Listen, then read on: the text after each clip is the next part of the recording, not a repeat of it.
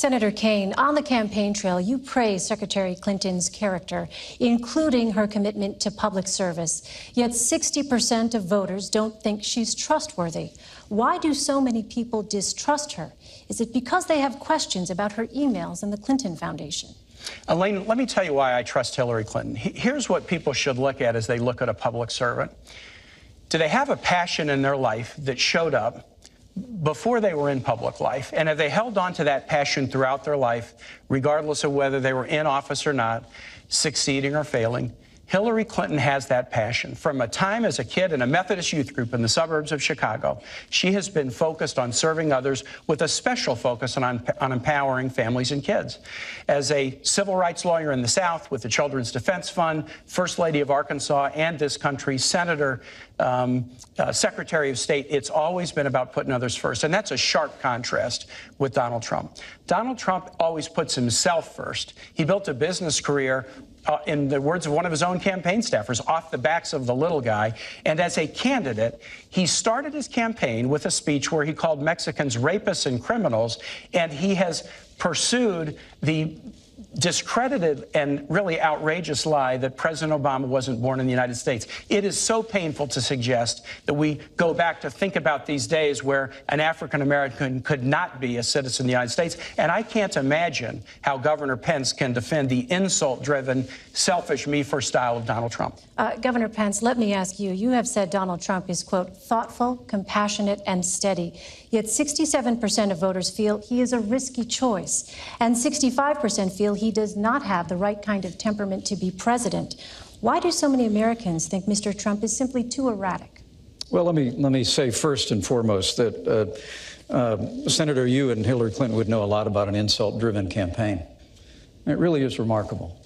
At a time when literally, in the wake of Hillary Clinton's tenure as Secretary of State, where she was the architect of the Obama administration's foreign policy, we see entire portions of the world, particularly the wider Middle East, literally spinning out of control. I mean, the situation we're watching hour by hour in Syria today is a result of the failed foreign policy and the weak foreign policy that Hillary Clinton helped lead in this administration and create.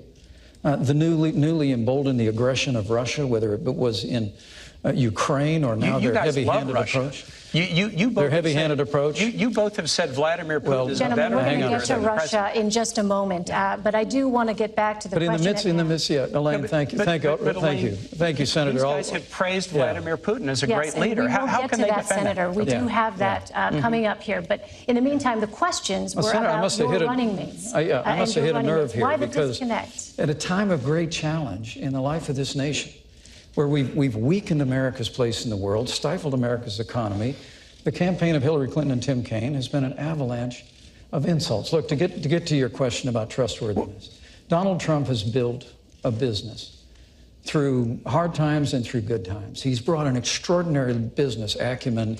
He's employed tens of thousands of people in this country. And paid a few taxes and lost $1 billion a year. But why the disconnect with your running mates? But there's a reason why people question the trustworthiness of Hillary Clinton, and that's because they're paying attention. I mean, the reality is when she was Secretary of State, Senator, come on.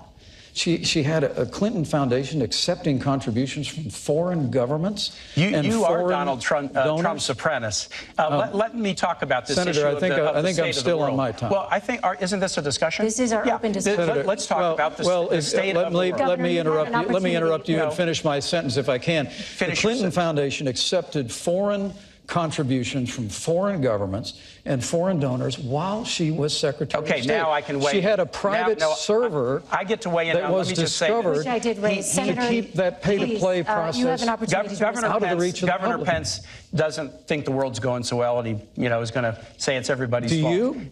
Let me tell you this. When Hillary Clinton became Secretary of State, Governor Pence, do you know that Osama bin Laden was alive? Yes. Do you know that we had 175,000 troops deployed in the battlefield in Iraq and Afghanistan? Do you know that Iran was racing toward a nuclear weapon and Russia was expanding its stockpile? Under Secretary Clinton's leadership, she was part of the national team, public safety team, that went after and revived the dormant hunt against bin Laden and wiped him off the face of the earth. She worked to deal with the Russians to reduce their chemical weapons stockpile. She worked a tough negotiation with nations around the world to eliminate the Iranian nuclear weapons program without firing a shot. Eliminate the Iranian nuclear weapons Absolutely, program. without firing a shot. And instead of 175,000 American troops deployed overseas, we now have 15,000. Right, and these are very, very. And Iraq has things. been overrun by ISIS. Because Hillary Clinton failed to renegotiate. More American troops in Iraq, you can propose that. Hillary Clinton failed to renegotiate a status of forces agreement. No, that is incorrect. Gentlemen, And so we removed all of our troops from Iraq, and ISIS was able to be conjured up in that vacuum But I'd like to correct. and overrun vast areas of Iraq. President Bush said we would leave Iraq at the end of 2011.